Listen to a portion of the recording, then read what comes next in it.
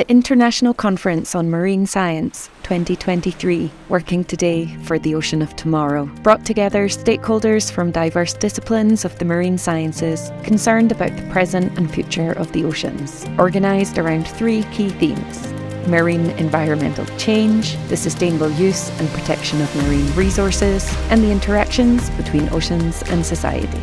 Hi, I'm Joe Pollack with the University of North Carolina at Wilmington. We just finished the International Conference on Marine Science, and it was an excellent experience. There was a great diversity of talks that were presented, everything from biology to engineering to art.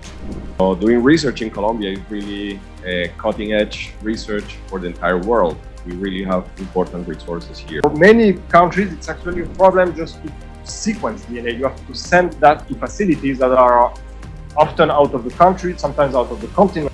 But in twins, there's a difference between when I mentioned this connection between data, models, and products. There's ocean forecasting, which I said also happened in Colombia. And there you want to know, is it safe to go swimming in the beach? How can I transport materials and goods? Where's the best way to go fishing? These are the kinds of things you do in forecasting. Currently, it's one of the, let's say, largest spots of Colombia for future renewable energy generation. And the samples came from donations for different organizations.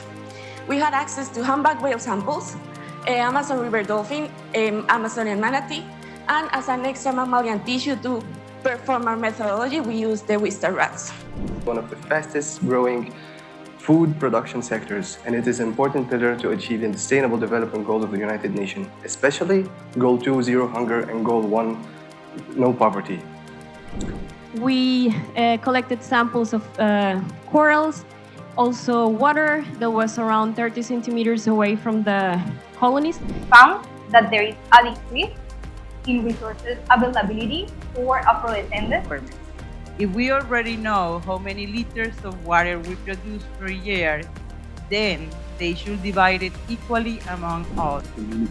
I think in deep sea mining, I think science will play a much bigger role in informing how to govern resources, and also around the politics of deep sea mining and the extraction of resources. Is that the ocean has a skin, which we call sea surface microlayer, and it is very important role on the marine process. We have to empower universities as well to provide them with new opportunities and new challenges as well, in order to know our oceans much better. And tell us, Juan, about why Nat Geo was motivated to come to Colombia. The reason why we chose Colombia was twofold, but it revolves around the momentum that we were seeing from local communities, from the local government, and from regional authorities to better protect and better conserve Colombia's oceans. So we were seeing it from the national government at the highest level. You have a lot of trouble for access water in San Andres and in all the Caribbean. I get a lot of businessmen trying to tell me that they want to buy a land and get carbon credits and sell them and make a profit. That's not how it works. How much do we know about the coral reefs, mangroves, and seagrass influence? We are working on that. That communities are doing by themselves. They are facing problems by themselves without having the support from the government. The importance of the Ciénaga Grande ecoregion is lies not only in its high biological production, which is among the highest in the world for ecosystems of this type, but also in the existence of significant populations of fish and invertebrates of ecological and commercial importance. Education. So that's why we integrate social ecological memory, which is defined as a historic pool of knowledge, experiences, and practices related to ecosystem management that are collectively held by a community. It's a dynamic interaction between persons, place, and practices.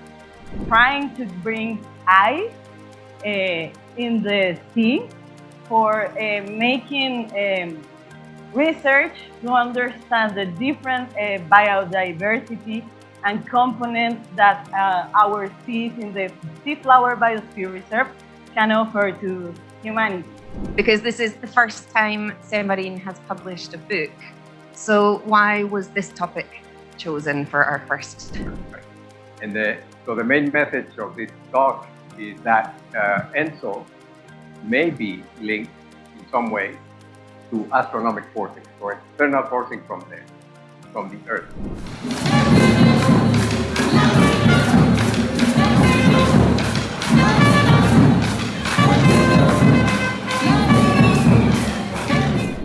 I enjoyed interacting with the students, with my colleagues, having a wonderful time talking about science and the implications of the science that we're doing. Thank you very much for more than 100 people and 15 countries that joined us in person in Cartagena. One of the key objectives of the CEMARIN and also in the international conference was to establish the dialogue between the academic and stakeholders that working together for protecting oceans and community in coastal areas. And we could say today that we have many non-governmental organizations, enterprises, startups, academic institutions from different sectors in the interesting discussions and real action to protect our oceans.